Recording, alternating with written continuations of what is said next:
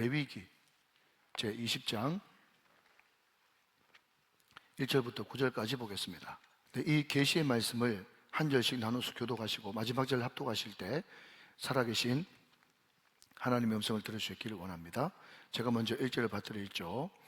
여호와께서 모세에게 말씀하여 이르시되 너는 이스라엘 자손에게 또 이르라. 그가 이스라엘 자손이든지 이스라엘의 거류하는 거류민이든지 그의 자식을 몰렉에게 주면 반드시 죽이되 그 지방 사람이 돌로 칠 것이요 나도 그 사람에게 진노하여 그를 그의 백성 중에서 끊으리니 이는 그가 그의 자식을 몰렉에게 주어서 내 성소를 더럽히고 내 성호를 욕되게 하였음이라. 그가 그의 자식을 몰렉에게 주는 것을 그 지방 사람이 못 본 채 하고 그를 죽이지 아니하면 내가 그 사람과 그의 권속에게 진노하여 그와 그를 본받아 몰렉을 음란하게 섬기는 모든 사람을 그들의 백성 중에서 끊으리라. 접신한 자와 박수무당을 음란하게 따르는 자에게는 내가 진노하여 그를 그의 백성 중에서 끊으리니 너는 스스로 깨끗하게 하여 거룩할지어다. 나는 너희 하나님 여호와이니라. 너희는 내 규례를 지켜 행하라. 나는 너희를 거룩하게 하는 여호와이니라. 9절 다 같이요. 만일 누구든지 자기의 아버지나 어머니를 저주하는 자는 반드시 죽일지니 그가 자기의 아버지나 어머니를 저주하였은즉 그의 피가 자기에게로 돌아가리라. 아멘. 자, 우리 옆에 분들과 한번 인사하시고 말씀 받읍시다. 좀 이렇게 길게 인사하죠. 우리의 목적은 행복이 아니라 거룩입니다. 시작. 우리의 목적은 행복이 아니라 거룩입니다. 아멘. 오늘도 이 말씀을 통해서 저와 여러분의 영혼이 거룩하게 되어지는 복된 은혜가 넘치기를 주 예수 그리스도의 이름으로 축원합니다. 저는 오늘 설교를 여러분 이런 질문과 함께 한번 시작해 보려고 합니다. 여러분 혹시 행복한 거 싫은 분 계세요? 축복받는 거는요? 성공하는 거는요? 형통한 거는요? 네, 제가 원래 그 주일 낮예배 시간에 이름을 거명을 안 하는데 우리 앞에서 우리 진미숙 권사님이 아니요 해주셔가지고 얼마나 큰 위로가 되는지 모릅니다. 네, 너무너무 감사합니다. 여러분 이 세상의 모든 사람들은 다 성공, 축복, 형통, 행복을 원하지 그것을 원하지 않는 사람은 한 명도 없을 거예요. 근데 여러분 문제가 뭔가 하면 그것을 그렇게 원하면서도 그 행복과 성공과 축복, 형통이 어떻게 나에게 오는지 그것을 모르는 사람들이 많고 또 알아도 그것을 순종하지 않으므로 항상 성공, 형통, 축복, 행복이 항상 동경의 대상이고 그림의 떡이지 그것이 나하고는 전혀 상관없는 그런 사람들이 거의 대부분이더라 하는 것입니다. 여러분 오늘 우리가 지금 레위기를 펼쳐놓고 있는데 이 레위기의 위치가 어딘가 하면요 이스라엘 백성들이 출애굽을 했습니다. 그죠? 그리고 3개월 만에 어디에 도달했어요? 시내산에 도달했다고 출애굽기 19장에서 말씀을 드렸죠. 그리고 거기에서 몇 년 머물러 있었는가 하면 1년 동안 거기에 머물러 있었어요. 거기서 십계명 돌판받고 성막 조감도 받고 성막을 말씀대로 완성하였더라 라고 하는 것이 출애굽기 40장까지 끝났고 그 다음에 레위기 1장에 보면 여호와께서 모세에게 말씀하여 이르시되 하면서 레위기가 쭉 기록되고 있단 말이죠. 그러니까 레위기는 어디서 받은 말씀이다? 시내산에 있을 때 이스라엘 백성들에게 주신 하나님의 말씀이다 하는 것입니다. 핵심 내용은 5제사 7절기입니다. 그것을 통해서 너희들이 하나님과의 관계를 돈독하게 하고 하나님과의 관계가 돈독해지면 너희들에게 성공도 행복도 축복도 형통도 모든 것이 너한테 주어지게 될 것이다. 그 이야기를 레위기에서 하고 있다는 겁니다. 여러분 성경은 굉장히 관계를 중요시 여깁니다. 여러분 그렇기 때문에 우리는 모든 시간, 물질, 은사, 나에게 주신 말 이런 것을 통해서 우리는 관계를 사야 되는 것이죠. 좀 어려운 말로 하면 존재를 사야 되는 것이죠. 영혼을 사야 된다 하는 겁니다. 자, 여러분 조금만 더 들어보십시오. 우리가 지금 근효선언 집회 때 사무엘상을 하고 있는데 사무엘상의 주요 등장인물이 다윗입니다. 그런데 다윗이라고 하는 인물을 살펴보면 이 다윗은 자기의 시간, 물질, 희생, 은사, 달란트를 가지고 항상 관계를 산 사람이에요. 반대로 말하면, 거꾸로 말하면 다윗은 결단코 어떤 어려움 가운데도 관계를 끊지 않았다는 겁니다. 여러분 아시다시피 다윗의 정적이 참 불행하게도 자기의 장인 어른이었던 사울이었어요. 사울을 여러 번 죽일 수 있는 그런 기회가 있었음에도 불구하고 다윗은 사울을 죽이지 않고 옷자락만 베는 것을 보게 됩니다. 왜 그랬냐 그랬더니 사울이 나한테 하든 말든 어떻게 하든 말든 상관없이 하나님과 나와의 관계니까 내가 기름 부은 종을 내 손으로 해침으로 말미암아서 나는 결단코 그것이 죄가 되어서 하나님과의 관계를 끊지 않겠다고 하는 다윗의 의지와 결단이 거기에 있었던 것입니다. 여러분 블레셋의 망명을 갔습니다. 그때 하필이면 운명의 장난처럼 이스라엘과 전쟁이 붙게 되었습니다. 그때 하나님께서 피할 길을 내어주셔가지고 이스라엘과 전쟁을 하지 않게 되었습니다. 물론 여러분 다윗이 자원해가지고 싸우면 얼마든지 이스라엘과 전투할 수 있었지만 다윗은 그렇게 하기를 원하지 않았습니다. 왜 그렇죠? 이스라엘, 자기 동족과 관계를 끊지 않기 위해서. 여러분 한 걸음 더 나가서 아말렉과 전투가 벌어졌습니다.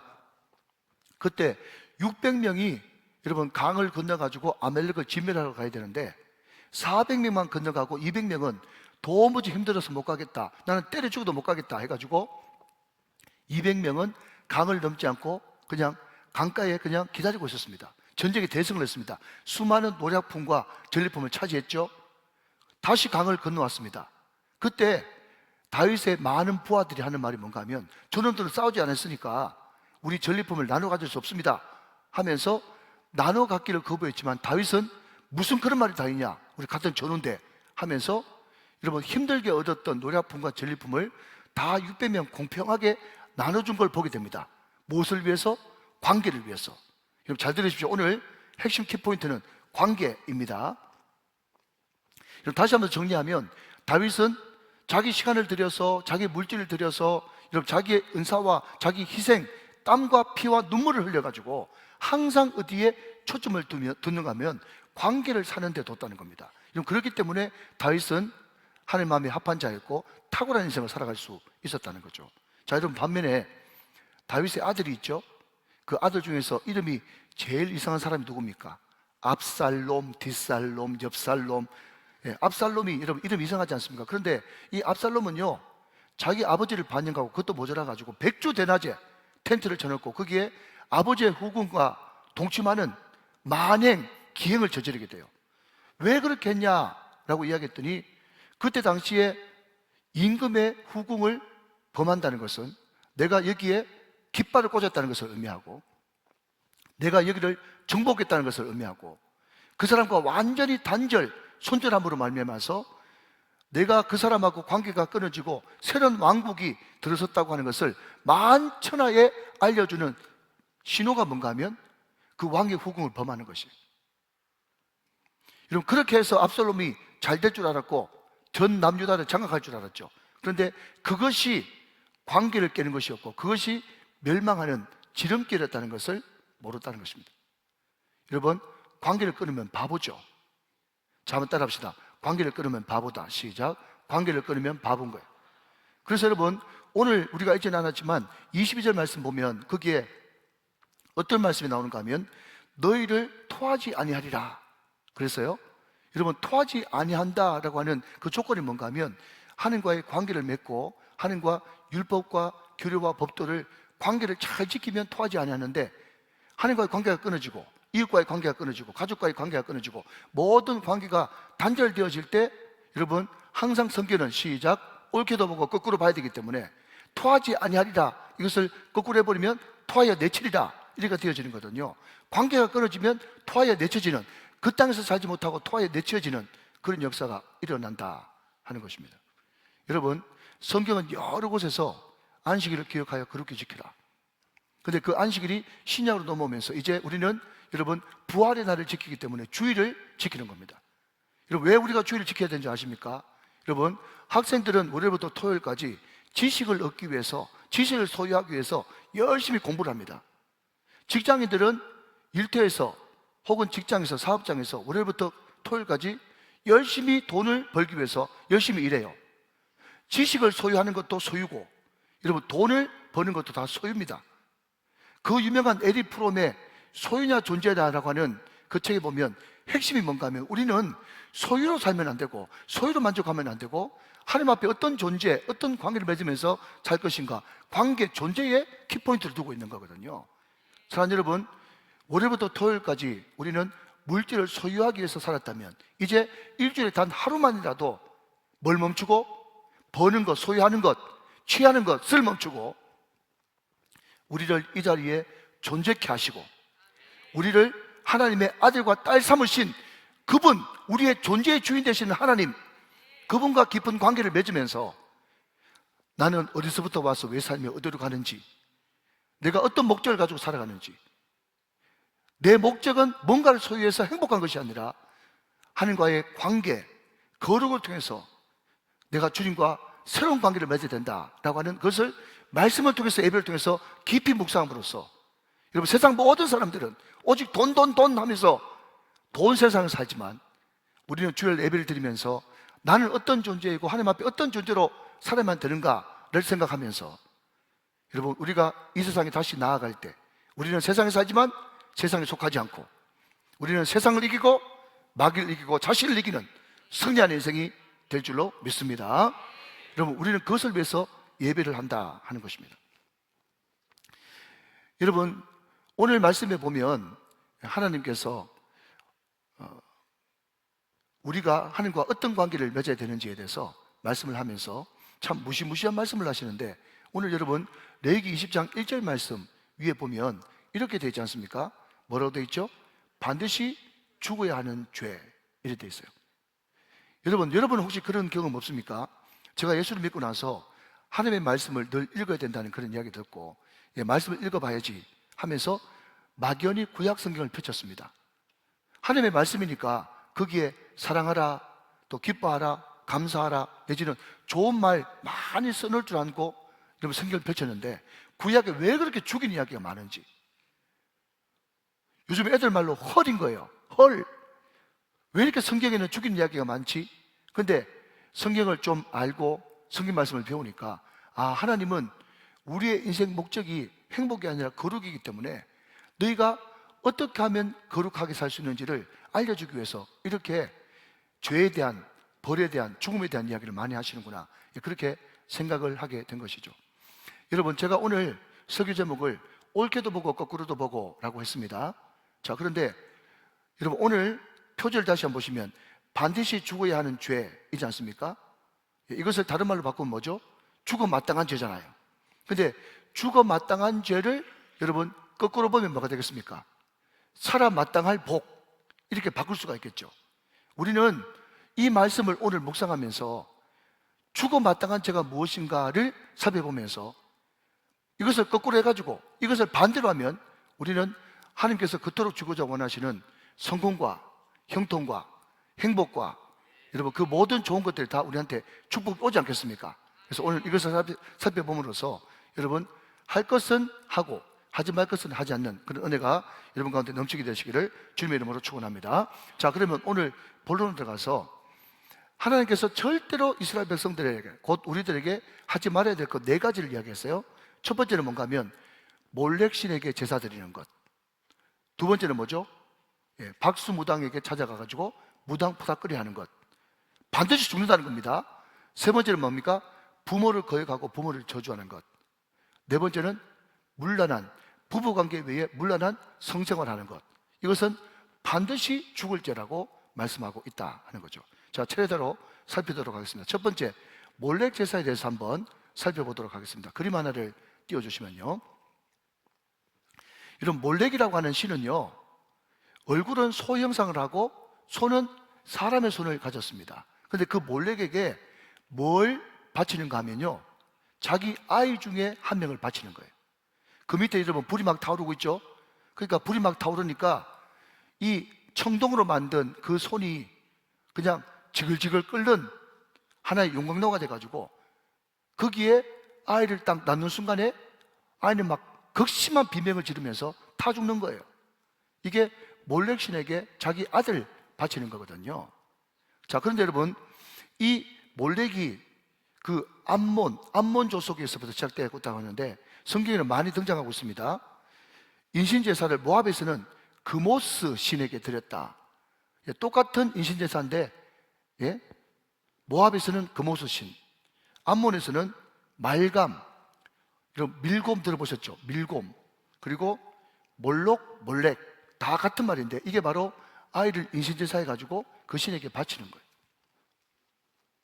그런데 여러분 더 충격적인 것은 뭔가 하면 이스라엘이 있었던 그 고대 근동에서 인신제사하는 것이 굉장히 성행하는, 뭐 모든 나라에 다 있다 할 정도로 그렇게 성행하고 유행하는 그런 하나의 독특한 제사 문화였는데, 그럼에도 불구하고 하나님을 섬기는 이스라엘 백성에게도 이 인신제사가 있었다는 것입니다.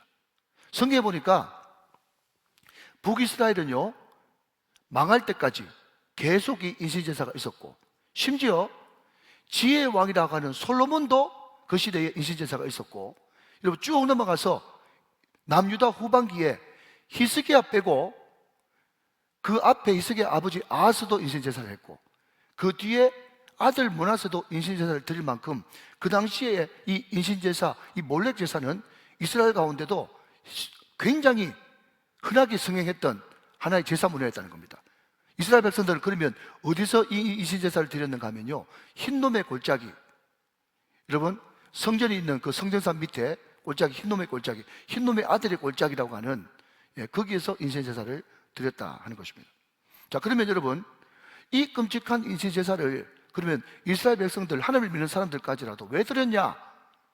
여러분 그것은요, 가장 귀한 아들, 요즘에는 물질을 바치거나 아니면 부동산을 바치거나 할 수 있는데, 그 당시에는 돈도 부동산도 가치를 모르지 않습니까? 그러니까 그 당시에 신에게 바칠 수 있는 가장 귀한 존재는 자기 아들 바치는 거였어요.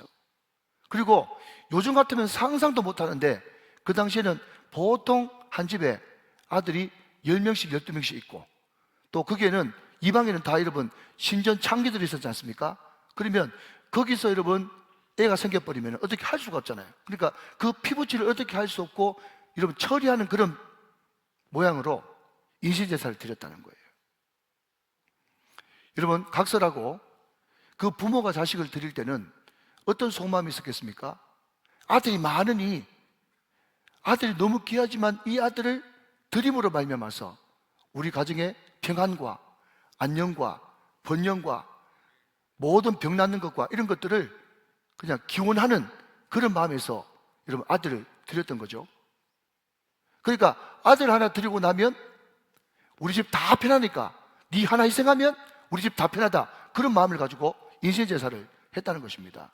그런데 그것을 하나님이 절대로 막으시면서 몰렉 제사하는 사람은 반드시 죽을 것이다 라고 이야기하면서, 그런데 그 죽일 때 어떻게 죽이는가 하면 그 지방 사람들이 그 사람을 돌로 쳐 죽일지니라, 그렇게 말하고 있다는 거죠. 자, 여러분 2절 말씀 한번 보겠습니다.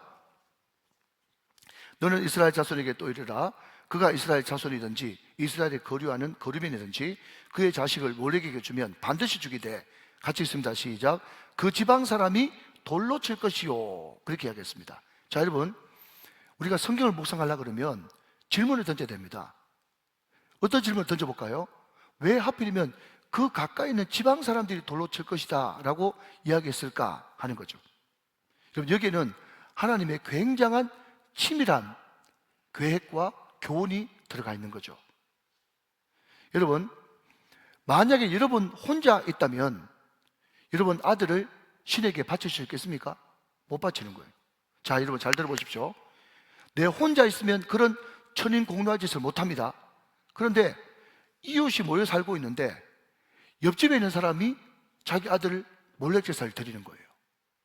근데 이게 천에 하나 만에 하나 진짜 자기 집에 애군이 막아지고 또 안 되던 게 잘 되고 또 묵였던 게 풀리고, 그러면 저 뭐 있네 하면서 옆에 사람도 하고 그 옆에 사람도 하고, 따라오고 계시죠? 그 옆에 사람도 하면 자기도 할 확률이 많을까 많다는 거예요. 자기 혼자는 그러지 못하는데 어떤 한 사람이 첫 스타트를 해놓으면 여러분 그게 천에 하나 만에 하나 맞아가지고 소원 성취를 하면 많은 사람들이 이래도 되겠나? 이래도 되네? 이래야 되네? 이렇게 나간다는 거예요. 여러분 우리가 잘 알지 않습니까? 코로나 때 말이죠. 코로나 팬데믹 때 그냥 여러분 집에서 화상으로 예배를 드렸습니다. 화상을 드릴 때 많은 사람들이 이래도 되겠나? 처음에는 막 마음이 조급했어요. 그런데 좀 지나니까 생전 예배 안 드리는 남편이 옆에 딱 왔네. 그러니까 이래도 되네? 나중에 이게 더 좋네? 이렇게 된다는 거예요. 여러분, 사람이라는 것은요, 악한 것은, 죄는 전념이 더 잘 되는 것입니다. 여러분, 그렇기 때문에 그것을 너무나 잘 아신 하나님께서 아예 몰래 제사를 드리는 그 사람들을 그 지방 사람들이 단호히 돌로 쳐서 죽여서 처단함으로 말미암아서 너희 족속 가운데, 너희 이웃 가운데, 너희 지방 가운데 그런 악행들은 뿌리부터 뽑히게 하기 위해서 여러분, 이웃에게, 그 지방 사람에게 돌로 쳐 죽이라, 그렇게 이야기를 했다는 것입니다. 자, 여러분, 오늘 이 말씀을 보면서 적용 한번 해봅시다. 적용. 자, 그러면 지금 이 출애굽해가지고 시내산에 머물러 있을 때, 그때가 주전 한 1500년경, 지금으로부터 한 3500년경 되어지거든요. 그러면 여러분, 아들을 신에게 바치는 인신제사가 그러면 그때밖에 없었습니까? 목사님, 왜 3500년 전 고대 건동에서 일어났던 안 좋은 그런 제사 문화를 지금 우리들한테 소개하는 겁니까? 그게 우리와 무슨 상관이 있습니까? 라고 물으신다면, 지금도 여러분 얼마든지 2025년판 인신제사, 물력제사는 지금도 생각하고 있다는 겁니다. 어떻게 해요? 전혀 여러분, 우리 자녀들은요, 공부가 달란트가 아니에요.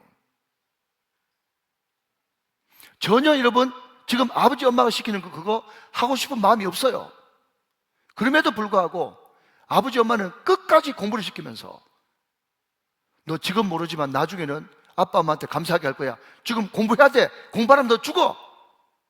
분명히 여러분, 우리 자녀들은 바이올린이 달란트고 축구공이 달란트고 골프채가 달란트인데, 그냥 제가 그냥 비유로 말씀드린 겁니다.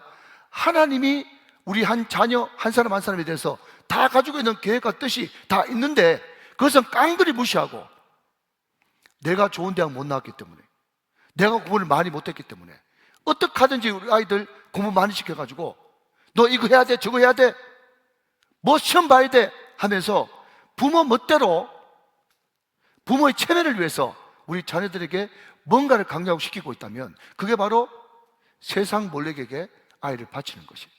한 걸음 더 나가서, 우리 성도들 가운데 그런 분이 한 분도 안 계신데, 제가 다른 지방에서 전도사를 하고 있을 때 한 번은 고3 엄마가 저를 찾아왔어요. 그러면서 전도사한테 말이죠, 눈을 똑바로 뜨고 막 화를 내면서 그렇게 이야기하는 거예요. 전도사님, 애들을 그렇게 오래 잡고 있으면 됩니까? 무슨 이야기입니까? 그랬더니 자기 애가 고3인데 갑자기 수련회 가가지고 은혜 받고 와가지고 교회 너무 오랫동안 있고 공부를 안 하고 늘 성경 보고 기도하고 그런다는 거예요. 전도사님, 고3 때 그러면 안 되는 거 아닙니까? 그렇게 이야기하면서 애들 보고 그랬답니다. 야, 신앙생활은 대학 가서도 얼마든지 할 수 있으니 고3 때는 공부해야 돼. 교회 가지 마. 여러분, 혹시 상상해도 싫은 이런 이야기를 부모가 고3 아이들한테 하는 그런 경우가 있다면, 그게 바로 세상 공부라고 하는 세상 그 몰렉신에 자기 아이를 던지는 거나 마찬가지예요. 사랑하는 여러분, 은혜 받을 만한 때가 있는 줄로 믿습니다. 기도할 만한 때가 있는 줄로 믿습니다. 여러분, 성경 읽고 싶은 거 아무 감동이 오는 게 아니에요. 하나님께서 그런 기회를 주실 때 그 기회를 놓치지 않고 그 기회를 잡아야 된단 말이에요. 그럼에도 불구하고 여러분, 그것은 안중에도 없고 대학이 우상이 돼가지고 그 대학 때문에 애 신앙생활하는 것을 막아버린다면, 그게 바로 세상 몰렉신에 아이를 던지는 거예요. 사랑하는 여러분, 길이 아니면 따라가지 마시길 바랍니다. 하나님의 뜻이 아니면 따라가지 마시기 바랍니다. 항상 우리는 하나님께서 열어놓으신 길, 하나님께서 원하시는 뜻대로 우리는 살아가야 된다 하는 것입니다. 믿으시면 아멘 하시기 바랍니다. 자, 한 걸음 더 나가서 두 번째로, 무당푸닥거리는 절대로 해서는 안 된다, 그렇게 이야기하고 있죠. 6절 말씀 같이 보겠습니다. 접신한 자와 박수무당을 음란하게 따르는 자에게는 내가 진노하여 그를 그의 백성 중에서 끊으리니. 쭉 넘어가서 오늘 마지막 절 27절 말씀 또 보겠습니다. 같이 한번 읽어보시죠. 저와 함께 시작. 남자나 여자가 접신하거나 박수무당이 되거든 반드시 죽일지니 곧 돌로 그를 치라. 그들의 피가 자기들에게로 돌아가리라. 여러분, 너무 감사한 것은요, 우리 성도님들이 오늘 성경 본문이 설교하기가 보통 어려운 본문이 아니라는 것을 생각하면서 아멘을 잘해 주시니까 너무 감사해요. 여러분, 제가 올 한 해는 공동체 성경 읽기 333 경건운동 따라서 제가 말씀을 전한다고 했는데 위기가 찾아온 거예요. 그래서 전문용어로 레위기라고 해요.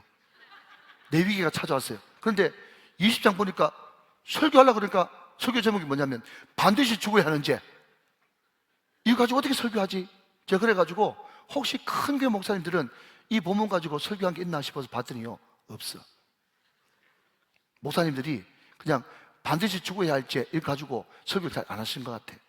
제가 애를 먹었거든요. 그래도 여러분 잘 들어보시면 은혜가 될 줄로 믿습니다. 자, 그런데 오늘 굳이 여기 등장하는 이 신접한 자, 접신한 자와 박수무당을 좀 구분을 해본다면, 여러분, 접신은 뭔가 하면요, 영매예요, 영매. 그러니까 죽은 사람의 혼을 불러내는 거예요. 그게 어디 있죠? 사무엘상 28장에 엔돌의 신접한 여자, 그 사람이 사무엘의 혼백을 불러냈지 않습니까? 그러니까 굳이 따지자면 접신은요, 그냥 행위로 점을 치는 거예요, 행위로. 그래서 이 접신이 돼가지고 그 사람 말투도 똑같이 흉내내고 또 과거도 알아맞추고 미래도 알아맞추고 이런 것들이 접신을 통해서 점을 치는 거예요. 여러분, 여기에 박수무당은 뭔가 하면 다니엘서 2장에 보면 여러분, 바벨론 느부갓네살 왕 곁에 소위 말해서 이제 별을 보면서 미래를 예측하고 또 점쳐가지고 미래를 예측하는, 굳이 이야기하자면 접신은 행위고 또 박수무당은 지혜를 통해 가지고 점을 치는 건데, 이 두 가지가 다 그럼에도 불구하고 하나님 의지하는 것 아니고 다 귀신의 조정을 받아서 점을 치는 거예요. 근데 여러분, 참 안타깝게도 저도 들은 이야기는 한 번도 본 적이 없는데, 요즘에 여러분 점집이나 온라인 점집 그런 거 보면요, 항상 간판에 걸어 놓는답니다. 뭐라고요? 기독교인도 환영. 뭐 우리 교회 그런 분이 어디 있겠어요? 우리 교회 그런 분도 한 분도 안 계시죠? 점치러 가는 분. 대답 안 하시는 분 뭐예요? 여러분, 우리가 점집에 가서 점은 치지 않는다고 할지라도 여러분, 교회 안에 기독교 무당이 있어. 그 무당이 뭔지 아세요? 소위 말하는 예언사역자야. 여러분, 저는요, 예언 은사를 믿습니다. 저는 성령을 굉장히 사모하는 사람이에요. 얼마든지 하나님께서 주시면 예언 은사를 받아가지고 교회 유익을 위해서 여러분 예언의 말씀을 전가할 수가 있어요. 그런데 우리나라는 저 반만 년, 5,000년 전부터 샤머니즘, 무당 문화에 익숙한 그런 나라이기 때문에 여러분, 소위 말해서 예언하는 사람들의 90% 훨씬 이상이 저는 다 가짜라고 봅니다. 더군다나 그 예언을 해가지고 어떤 성도, 특정 성도를 자기한테 딱 묶어버려가지고 꼼짝달싹 못하게 만들거나, 여러분, 진짜 은사를 받은 사람은 자기한테 찾아왔다 할지라도 여러분 기도해 주면서 어디 가라고 그래야 됩니까? 하나님 앞에 기도하고 말씀으로 예배 드리면서 그냥 은사를 잘 유지해야 된다고 말해줘야 그게 정상이죠. 그런데 소위 말해서 우리나라에서 활동하고 있는 많은 사람들이, 예언에서 받은 사람들이 다 자기하고 딱 묶어가지고 내 아니면 안 된다, 나한테 와야 된다 하면서 자꾸 자기 사람한테 묶어버리는, 이게 바로 여러분 귀신 무당푸닥거리 하는 거예요. 똑같단 말이에요. 거기다가 설상가상 돈까지 요구했다 버리면 100% 그는 귀신 장난이고, 성경에도 그저 받았으니 그저 주라. 모든 여러분 예언사역자들은, 제대로 된 예언사역자들은 다 그냥 기도해 주지 돈 받고 예언해 준 사람은 한 명도 없어요. 잘 분별하시기 바랍니다. 자, 그런데 여러분, 그 사람들이 예언의 말씀을 듣고자 하는 그 마음속의 속마음의 속셈은 뭘까요? 두 가지입니다. 하나는 자기 안에 있는 불안과 두려움을 없애려고 하는 것과 자기의 욕망을 채우려고 하는 것. 다시 한번요, 사람들이 미래를 미리 알고자 하는 그 속마음 중에서는요, 자기의 불안과 두려움을 잠재우고 자기 욕망을 이루려고 하는, 거기서 여러분 미래를 알고 싶어 하는 것. 그런데 여러분, 자기의 불안을 잠재우고 자기의 미래를 미리 알아서 그것을 이용하려고 하는 그 욕심은요, 다 우상이 우리들에게 가져다 주는 겁니다. 여러분, 우상이 뭔지 아세요? 우상은 우리의 불안과 우리의 욕심을 항상 만족시켜주는 게 우상이에요. 그것 때문에 사람들이 우상을 만드는 겁니다. 자, 여러분 고린도후서 5장 7절 말씀 보니까 믿음을 이렇게 소개하고 있네요. 고린도후서 5장 7절, 이는 우리가 믿음으로 행하고 보는 것으로 행하지 아니함이로라. 사랑하는 여러분, 믿음이 뭡니까? 보이지 않는 것을 믿는 것이 믿음이에요. 이런 믿음이 뭡니까? 항상 하나님 앞에서 선택하고 결정하는 것이 믿음인데, 그 선택할 때 두렵다고 선택 안 하고, 이러면 불안하다고 선택 안 하는 그것은요, 믿음 아닙니다. 믿음 있는 사람은요, 두려워도 그것이 하나님의 말씀이고 뜻이기 때문에 그 길을 가는 거예요. 그게 믿음인 것입니다. 믿으시면 아멘.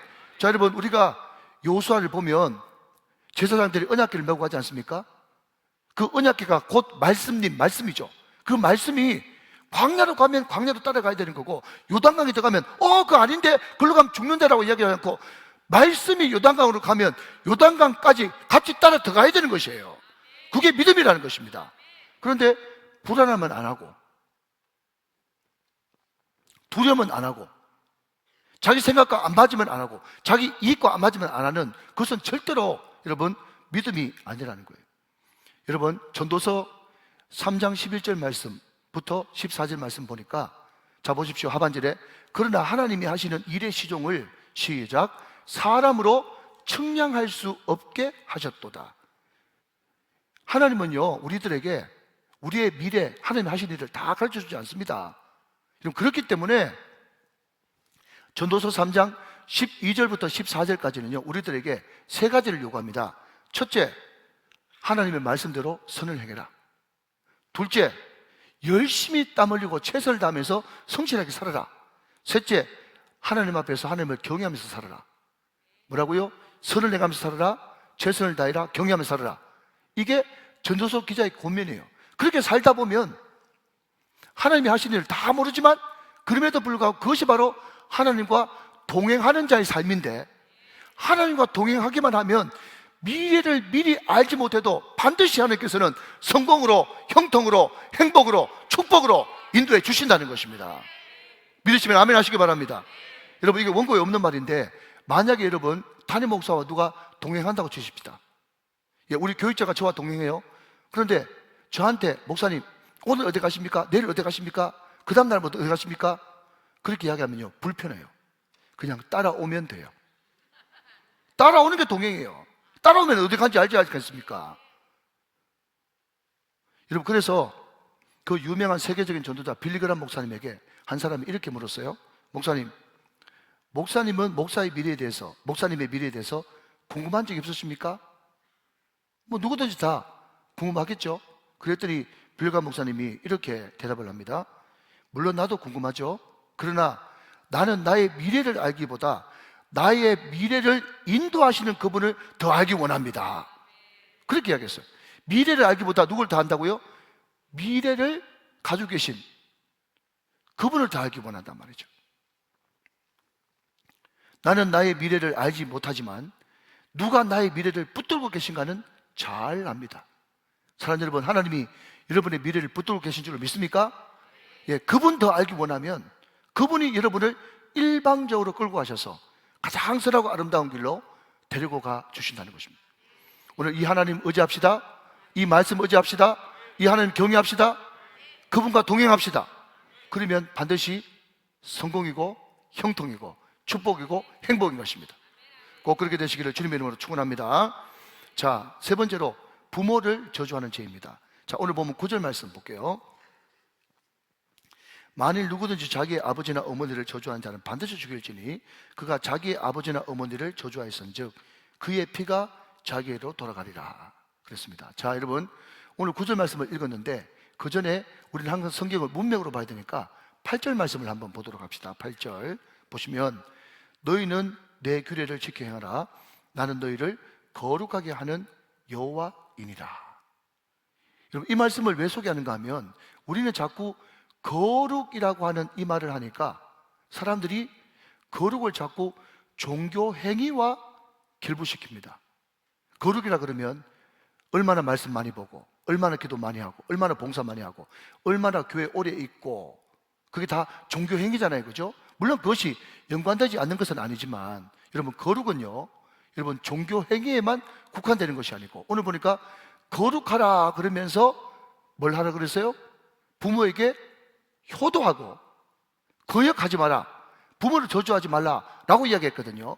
그러니까 이 거룩은 여러분 단순히 교회 안에 종교 생활에만 국한되는 것이 아니고 일상이 거룩이 돼야 그게 바로 진정한 거룩이다, 그 이야기를 말씀하고 있다는 겁니다. 이해가 되시면 아멘.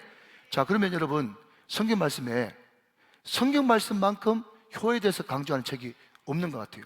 구약에도 많지만 여러분 신약으로 넘어가서 에베소서 6장 1절 2절 말씀을 보시면, 자녀들아 주 안에서 너희 부모에게 순종하라, 이것이 옳으니라. 내 아버지와 어머니를 공경하라, 이것이 약속에 있는 첫 계명이다 그랬어요. 좀 띄워놓으시면요.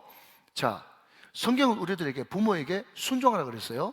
2절에 보니까 공경하라 그랬어요. 굳이 나눈다면 순종은 외적인 순종이고 공경은 마음으로 또 공경이에요.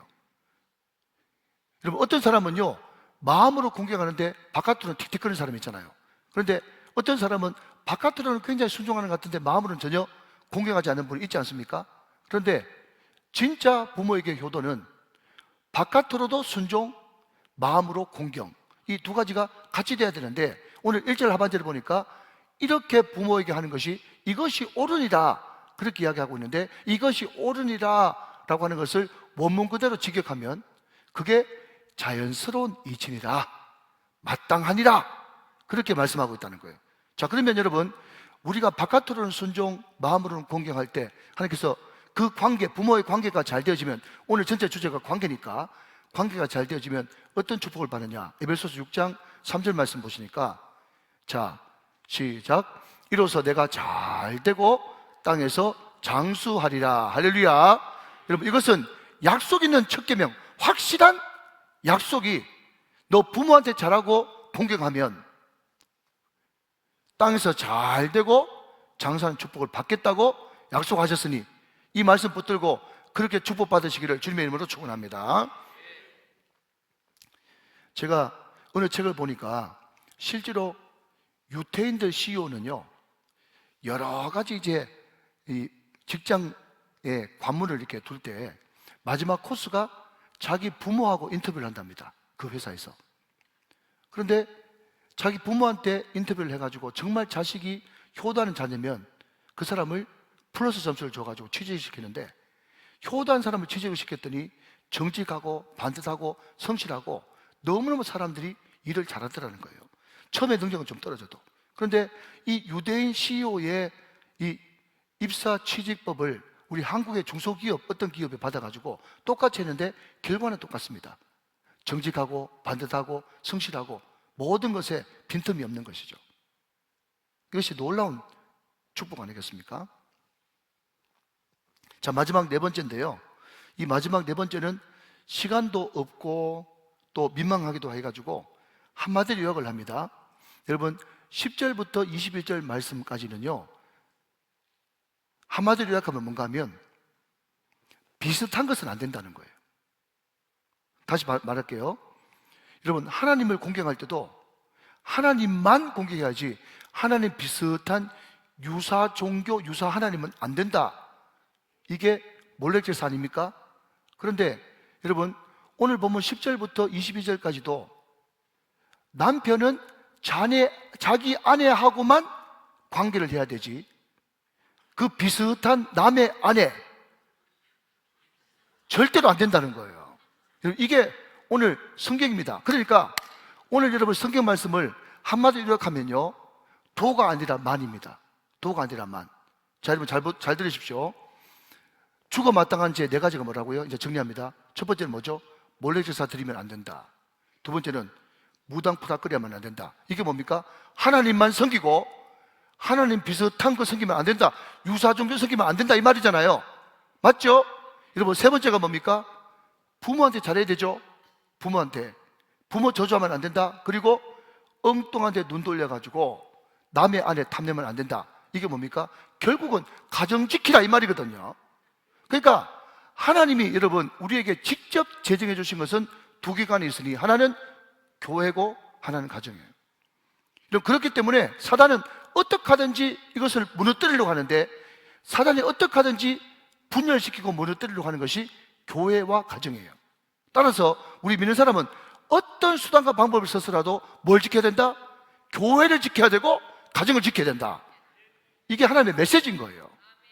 그래서 하나님만 섬기고 하나님이 나에게 마음껏 사랑하러 주신 가정만 지켜야 되는 것이지, 여러분, 하나님 비슷한 거, 가정 비슷한 거, 그거는 큰일 난다는 거예요. 그게 반드시 죽을 죄인 거예요.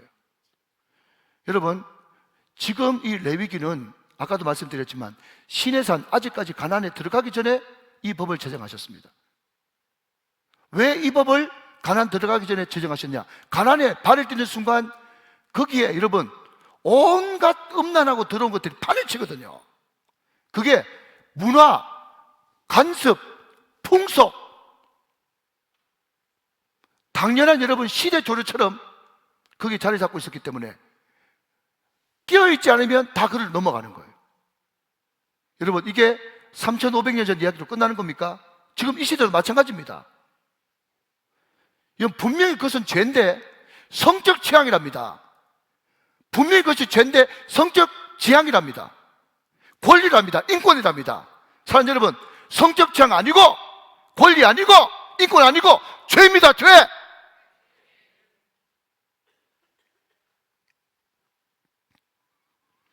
얼마나 많은 매스컴과 언론들을 동원해가지고 이거 그냥 성적 취향이야, 문화야, 다른 사람도 똑같이 하고 있어, 알아서 네가 바보야. 얼마나 많은 사람들이 여러분 이 성적 문란을 권리와 인권과 성적 취향이라고 하는 이름으로 여러분 호도하면서 죄를 회피합니까? 성경은 단호하게 그것은 죄라고 말씀하고 있는 것입니다. 누가 아내 외에 남의 아내는 다 죄다. 여러분 쭉 한번 읽어보십시오. 여러분 읽기도 민망합니다. 여러분 혼자 있어서 읽어보세요. 딱 구도입니다. 내 아내, 남의 아내예요. 자, 오늘 결론의 말씀 26절 읽고 말씀 마치겠습니다. 26절 있습니다. 너희는 나에게만 거룩할지어다. 이는 나 여호와가 거룩하고 내가 또 너희를 나의 소유로 삼으려고 너희를 만민 중에서 구별하였음이니라. 여러분 오늘 여기에 밑줄 그으십시오. 너희는 나에게만 거룩할지어다. 우리말 성경에 빠졌는데 원문에 보면 만자가 붙어 있어요. 그런데 이것은 성경에 유일하게 한번 나오는 문구입니다. 너희는 나에게만 거룩할지니라. 왜 그래야 되는데요? 나 여호와가 거룩하고 내가 또 너희를 모든 소유로 삼으려고, 나의 소유로 삼으려고. 나의 소유, 이게 바로 시내산 언역에 나오는 세 가지. 나의 소유, 제사장 나라, 거룩한 백성, 세굴라라고 하는 바로 나의 특별한 보석으로 삼아서 너희를 만민 중에서 거룩하게 살게 하려고 구별한 나의 뜻이 너에게 있기 때문에, 그렇기 때문에 너희들은 거룩해야 된다. 나를 위해서 너희들이 거룩해야 된다 라고 이야기하고 있습니다. 자, 여러분 1분 안에 마칩니다. 저를 보십시오. 모든 축복은, 모든 행복은 관계로부터 옵니다. 그렇기 때문에 거룩은 상태 개념이 아니라 관계 개념이라고 제가 수십 번 말씀을 드렸습니다.